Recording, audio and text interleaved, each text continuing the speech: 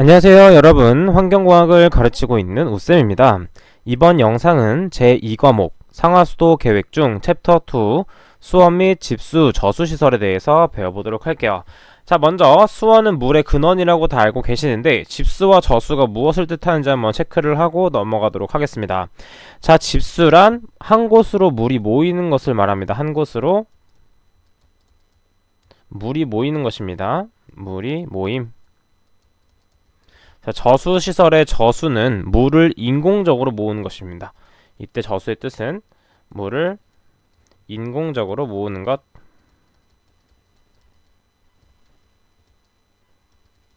이렇게 알고 계신 다음에 이제 본격적으로 시작을 해보도록 할게요.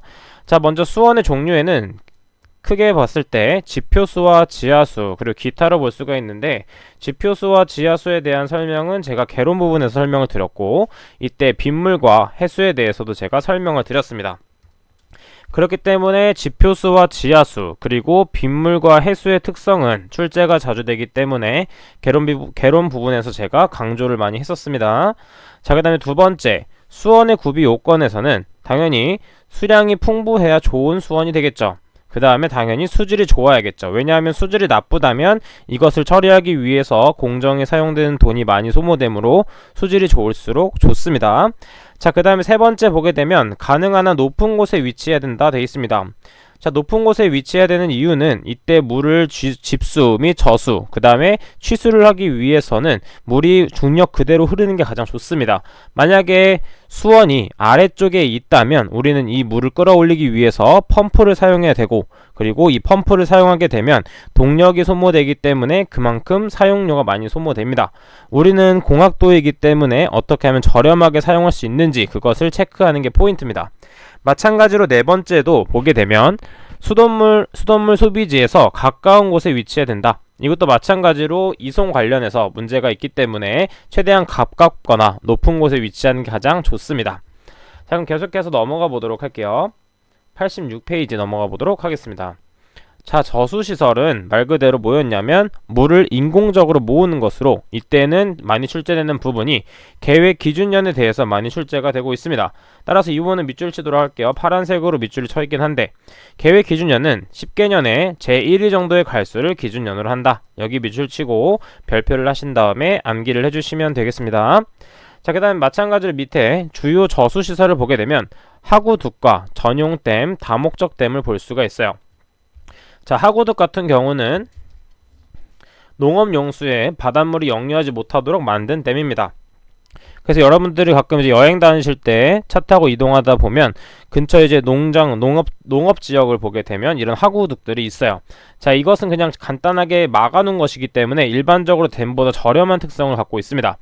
자, 그리고 기타 특성들도 여러분들께서 한 번씩 읽어봐 주시면 되겠습니다.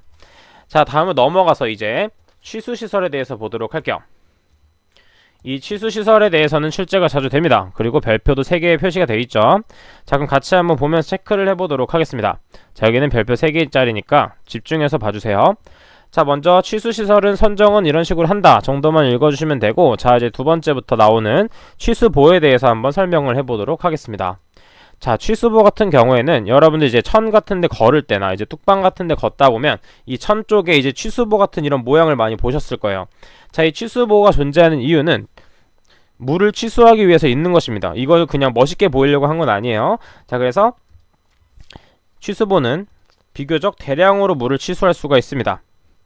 그 다음에 이것은 안정된 취수가 가능하죠. 그리고 이 취수보를 설치하게 되면 하천의 유황이 불안정할 때 이 취수보의 설치로 인해서 하천의 유황이 안정적으로 변하게 됩니다. 그렇기 위해서 취수보를 설치하는 목적도 있어요. 자, 그 다음에 침사 효과가 큽니다. 자, 지금 대략적인 그림을 그래서 한번 보게 되면 취수보를 한번 그려보도록 할게요. 취수보를 이런 식으로 그려서 보도록 하겠습니다. 자, 이제 물이 우측에서 좌측으로 흐른다고 볼게요. 이렇게 흐르고 있는데, 자, 이때 여기에 부딪히게 돼서 물들이, 부유물질들은 이 밑으로 가라앉게 됩니다. 부유물질들은 이 밑으로 가라앉게가 되는 거죠. 자, 그래서 이때 침사 효과가 있는 것입니다. 자, 그래서 취수보는 이렇게 해서 침사 효과가 있는 것이고, 자, 이때는 이 물을 취수하기 위해서는 바닥으로부터 0.5m에서 1m 떨어진 곳에서 취수를 해야 됩니다. 왜냐하면 이것보다 낮은 곳에서는 이물질이 들어갈 수 있기 때문에 0.5에서 1m는 떨어뜨려 놓는다 라는 걸 알고 계시면 되고, 이때 취수하는 속도는 유속은 0.4에서 0.8 m/s라는 것도 같이 체크를 해두시면 되겠습니다. 자, 왜냐하면 이게 최저와 최고의 속도를 유지하는 것은 왜냐면, 일단 최저 유지하는 조건은 심사되었던 물질들이 딸려들어오지 않기 위해서 최소 유량을 결정하고, 최소 유속을 결정하고, 최대 유속을 결정하는 것은 이것은 너무 빠르게 되면 관이 손상될 수 있기 때문에 최대 유속을 설정해 주는 것입니다. 무조건 빠르다고 좋은 게 아닙니다. 그래서 이 적정량을 반드시 암기를 해 주셔야 됩니다. 자, 그럼 계속해서 보게 되면, 밑에 쭉 보게 되면 원칙적으로 홍수의 유심 방향과 직각이다. 자, 보죠. 홍수의 유심 방향은 우측에서 좌측으로 가고 있는데 취수보는 수직으로 설치되어 있습니다. 직각으로. 자, 그래서 원칙적으로 홍수의 유심 방향과 직각으로 설치를 하고, 그 다음에 이것들의 대부분은 콘크리트 구조로 되어 있습니다. 이것은 여러분들이 걷다 보면 많이 보이기 때문에, 이게 보이면 저건 취수보구나 라고 알고 계시면 되겠습니다. 자, 다음 넘어가도록 할게요. 자, 다음. 자, 여기는 제가 한번 말씀을 드렸습니다. 그래서 밑줄만 치도록 할게요. 자, 취수할 때는 0.5에서 1m 이상 높게 만들고, 유입 속도는 0.4에서 0.8 m/s를 표준으로 합니다. 자, 그 다음에 내려가서 취수탑에 대해서 보도록 할게요. 자, 취수탑은 여러분들이 많이 보시진 않았을 것 같은데 대략적인 그림으로 한번 설명을 드리도록 하겠습니다. 자, 이런 천이 흐르고 있을 때 취수탑을 설치하게 되는데, 취수탑은 타원형으로 대부분 설치가 됩니다. 그래서 타원형이라 하면 이런 식으로 생겼죠. 길쭉하거나 넓적하게 생겼는데, 이것을 A, 이것을 B라고 봤을 때 어떤 식으로 설치를 해야 되냐면 A를 선정을 해야 됩니다. A라는 녀석처럼 설치를 해야 되는데, 이때는 왜 B처럼 설치하지 않냐 하면 이게 마찰력이 많아지기 때문에 타원형의 장축 부분을 흐름 방향과 일치시키는 게 정말 중요합니다. 따라서 이 그림을 보면 생각을 해주시면 됩니다.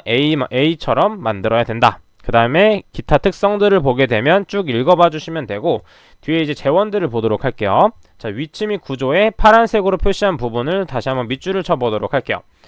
자, 최소 수심이 2m 이상이어야 된다. 2m 밑줄.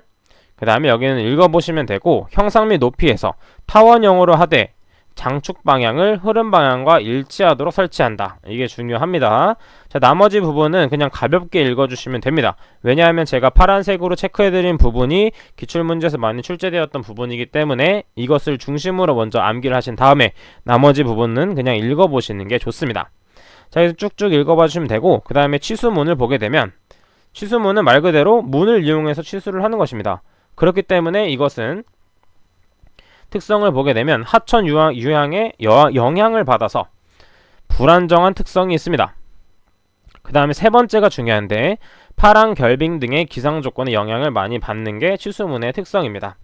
자, 이 정도만 체크를 하고 넘어가도록 할게요. 자, 계속 밑으로 보도록 하겠습니다. 자, 취수 광고도 그냥 가볍게 읽어봐 주세요. 취수 광고도 그냥 이런 게 있구나 정도만 알고 넘어가 주시면 되겠습니다. 자, 여기도 쭉쭉 넘어가서, 자, 취수툴도 그냥 읽어봐 주시면 돼요. 자, 그 다음에 중요한 부분, 지하수에서의 취수하는 방법입니다. 자, 이 부분은 출제가 자주 되기 때문에 같이 체크하면서 넘어가도록 할게요. 자, 먼저 취수 지점을 선정하는 방법은 어떻게 보면 당연한 얘기일 수도 있는데, 연해부 같은 경우에는 해수의 영향을 받을 수 있습니다. 자, 그러면 해수의 영향을 받게 되면 지하수로 염분이 침투가 될 수 있기 때문에 해수의 영향을 받지 않도록 주의를 해줘야 되고, 자, 그다음 세 번째, 복류수 얕은 우물인 경우에는 오염원으로부터 15m 이상 떨어져서 장래에도 오염의 영향을 받지 않는 지점이어야 됩니다. 왜냐하면 지하수는 말 그대로 흐르는 물이기 때문에 이게 시간이 지날수록 오염이 점점 번져가게 되겠죠. 그래서 최소 15m 이상 떨어져서 관리를 해줘야 된다라고 생각을 해주시면 되겠습니다. 자, 여기 15m는 밑줄을 좀 칠게요. 여기 15m 이상 떨어져, 여기는 밑줄 치고 넘어가도록 하겠습니다. 자, 여기는 읽어봐 주시면 되고, 자, 세 번째에 있는 집수매거가 출제가 자주 되고 있죠. 자, 이 집수매거는 어떤 식으로 되는지 한번 그림을 통해서 보도록 하겠습니다. 자, 이런 식으로 물이 흐르고 있다고 가정을 해볼게요. 이렇게 물이 흐르고 있습니다. 졸졸졸 이쪽 방향으로 물이 흐르고 있습니다. 자, 그러면 이제 단면적으로 보게 되면 이쪽에 물이 이렇게 차 있고, 그 다음에 땅은 이제 검은색으로 표현하겠습니다. 이렇게 샵 모양은 그 땅입니다. 자, 그러면 이제 흐르는 물 안쪽에 땅이 존재할 텐데, 이 땅에 이제 밑에 관을 파서 취수를 하게 되는 것이죠. 집수를 하게 되는 것입니다. 그래서 여기다 관을 설치합니다. 관을 설치를 하게 되는 것이에요. 자, 그래서 이때 여기서는 이쪽에는 입자들이 존재하기 때문에 내려오면서 어떻게 되죠?